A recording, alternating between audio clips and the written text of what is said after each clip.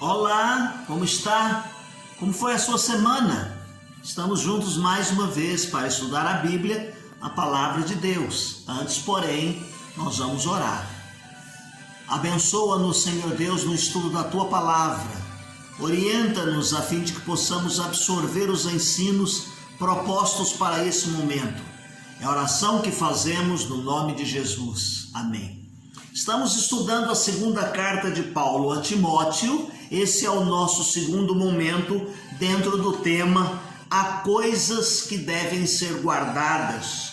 O nosso texto básico está em Conserva o modelo das sãs palavras que de mim tem ouvido na fé, no amor que há em Cristo Jesus.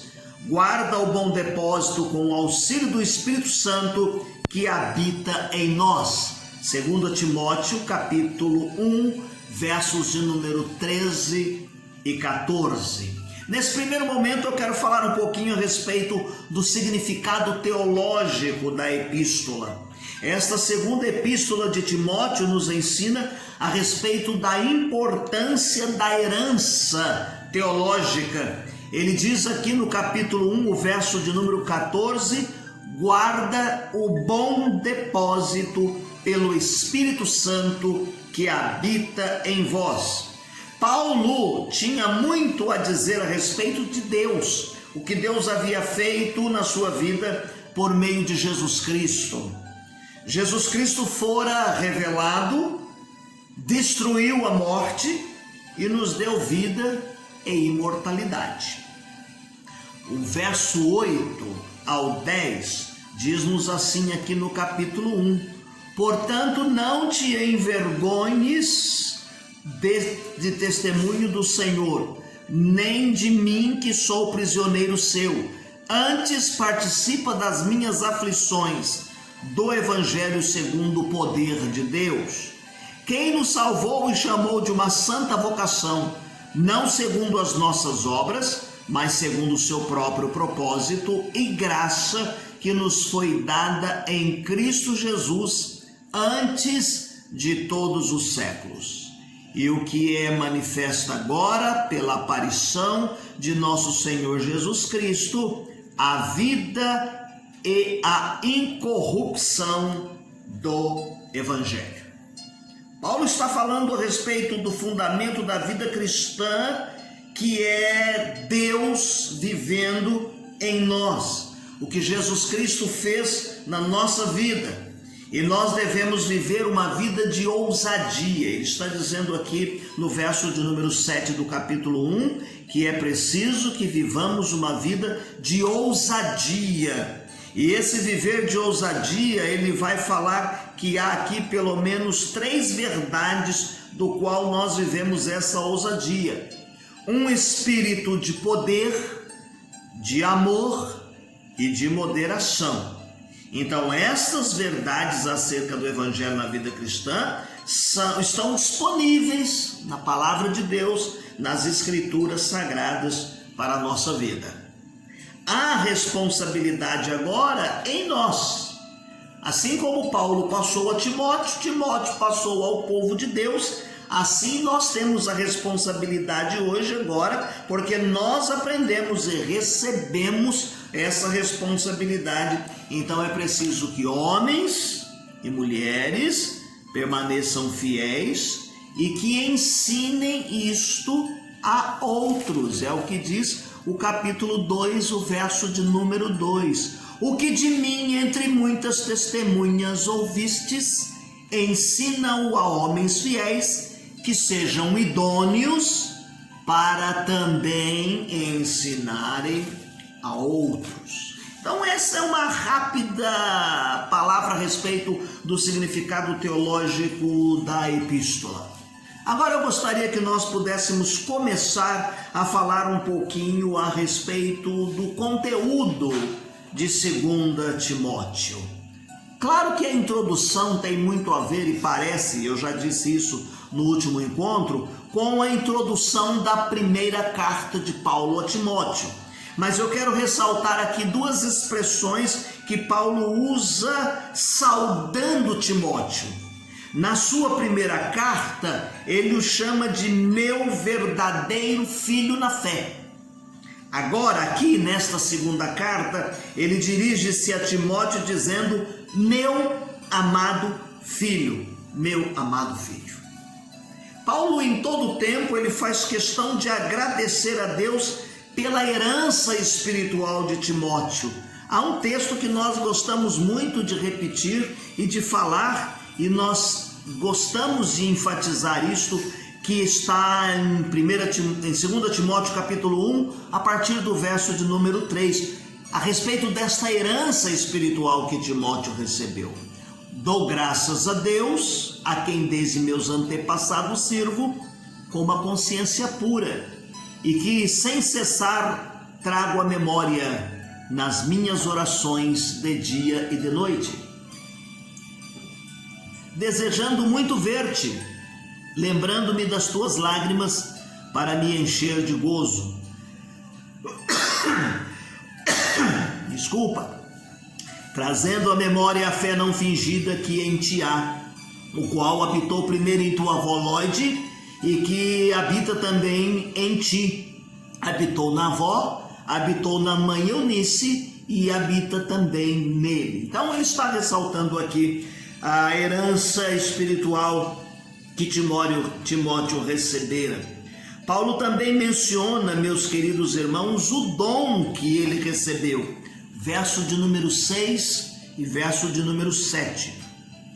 Por cujo motivo me lembro que despertes o dom que Deus te deu, que existe em ti, pela imposição das minhas mãos. É um fato aqui a ser ressaltado. Nós herdamos, nós recebemos o dom de Deus, os dons de Deus, mas muitos deles precisam ser desenvolvidos.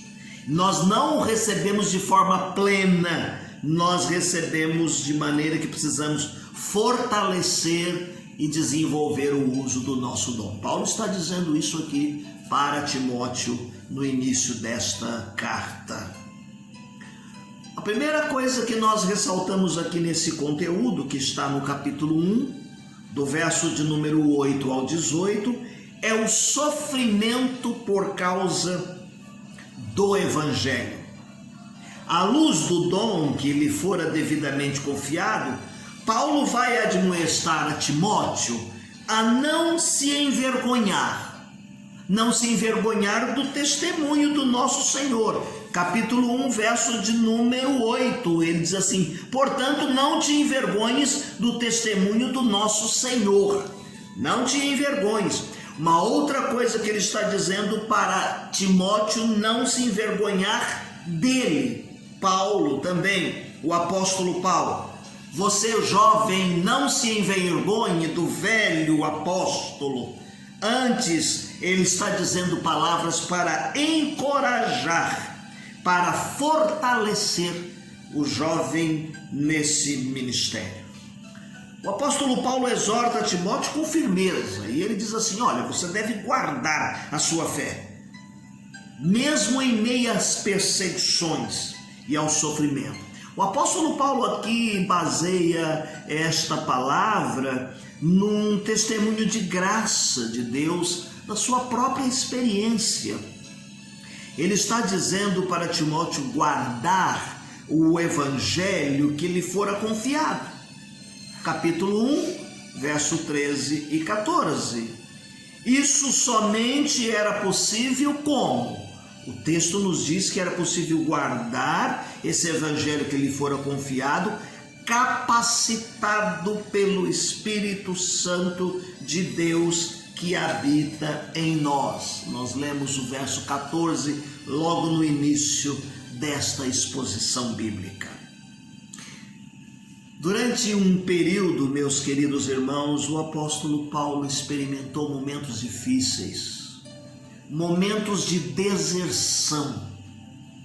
Interessante que no ministério de Jesus, lá em João 6, capítulo 6, verso de número 66, muitos dos discípulos tornavam para trás e já não andavam mais com Jesus, E Jesus disse aos discípulos que estavam próximo a ele: quereis vós retirar-vos também? Agora aqui nós vamos ver na vida do apóstolo Paulo, na sua idade avançada, ele vai ressaltar a deserção de pelo menos 2 homens. Alguns já haviam abandonado. Ele diz que estava só, no seu segundo julgamento ele está sozinho, mas nesse momento aqui, em 2 Timóteo capítulo 1, o verso de número 15, ele diz assim: bem sabeis isto, que os que estão na Ásia, todos se apartaram de mim, entre os quais foram Figelo e Hemórgenes. Essas pessoas desertaram e deixaram o apóstolo sozinho quando ele fora preso e levado para Roma, para o seu julgamento final. Agora, em contraste à ação desses 2 homens, aparece Onesíforo. Onesíforo é um ajudante que está próximo a Paulo e o acompanha e o ajuda na sua prisão. E o apóstolo Paulo faz questão de ressaltar aqueles que o ajudaram também no seu período de aprisionamento. Dias difíceis, momentos difíceis na vida deste apóstolo, momentos de esquecimento. As pessoas abandonaram a Paulo porque havia perseguição. Nós vimos que lá o governante acusa e incita o povo contra os cristãos e há incêndio e o apóstolo Paulo está sendo acusado destas coisas e ele é levado à prisão e fatalmente ele vai sair de lá, não com vida. Muitas vezes nós não entendemos como a vida dos crentes, dos servos de Deus, que tiveram o privilégio para servir ao Senhor, quantas vezes eles sofrem. No verso de número Filipenses 1:29, o apóstolo Paulo diz: mas também me importa sofrer pelo Evangelho de Cristo. E aqui no caso o sofrimento é físico pela prisão, é emocional pelo abandono, é físico por masmorra fria, é emocional porque ele pregar o Evangelho durante muito tempo e em muitos lugares, e ele vai perceber pessoas desertando, dando as costas para ele. A segunda coisa que eu quero ressaltar aqui dentro desse conteúdo é que ele faz uma exortação à fidelidade. Capítulo 2, versos de 1 a 13. Paulo dá aqui uma advertência muito especial a Timóteo. Depois de exortá-lo a fortalecer na graça que há em Cristo Jesus, ele repete frequentemente a mensagem a respeito da responsabilidade do obreiro de preservar a verdade. Preservar a verdade e passá-la adiante a pessoas idôneas. E eu vou repetir o verso que nós lemos agora há pouco, em 2 Timóteo 2, 1 e 2. Tu, pois, meu filho, fortifica-te na graça que há em Cristo Jesus, e que de mim, entre muitas testemunhas ouvistes, confia-o a homens fiéis e que sejam idôneos para também ensinarem a outros. Alguns exemplos aqui que o apóstolo Paulo vai usar e que foram retratados em 1 Coríntios capítulo 9, o verso 6, o 24, 7, ele vai aqui dar exemplo para Timóteo usando a figura de um soldado que deseja agradar o seu comandante, um atleta que luta de acordo com as regras do jogo e de um lavrador fiel no seu trabalho. Essas figuras ilustrativas aqui, ele usa para encorajar Timóteo, desenvolver uma fiel devoção e autodisciplina no seu ministério em nome do Senhor Jesus. Eu vou lá para o capítulo 2, o versos de número 3 até o verso de número 7. Sofre, pois, comigo as aflições, como bom soldado de Cristo. Ninguém que milita se embaraça com os negócios desta vida, a fim de agradar aquele que o alistou para a guerra. E se alguém também milita, não é coroado e não militar legitimamente. O lavrador que trabalha deve ser o primeiro a gozar dos frutos. Considera o que digo, porque o Senhor te dará entendimento em tudo. Te dará entendimento em tudo. Vale a pena lembrar neste momento, mais uma vez, as exortações dadas pelo apóstolo Paulo a Timóteo. Não é uma exortação ou um ensinamento de quem está num gabinete mobiliado, sentado atrás de uma mesa, numa sala carpetada. Mas a orientação aqui e a experiência que esse homem está passando é de quem está sofrendo na própria pele as agruras do ministério. Quem sofre na própria pele pelas andanças por onde ele passou, sofreu chicotadas, sofreu naufrágio, acusado agora pela segunda vez, ele está encarcerado. Eu termino esse momento lendo mais um pouquinho do capítulo 2, o verso de número 8 até o verso de número 13. Lembra-te de Jesus Cristo e da descendência de Davi ressuscitou dos mortos, segundo o meu evangelho. Pelo que sofro trabalhos e até prisões como um malfeitor, mas a palavra de Deus não está presa. Portanto, tudo sofro por amor dos escolhidos, para que também eles alcancem a salvação que está em Cristo Jesus, com a glória eterna. Palavra fiel é esta, que se morremos com ele, também com ele viveremos. Se sofremos, também com ele reinaremos, e se o negarmos, também ele nos negará.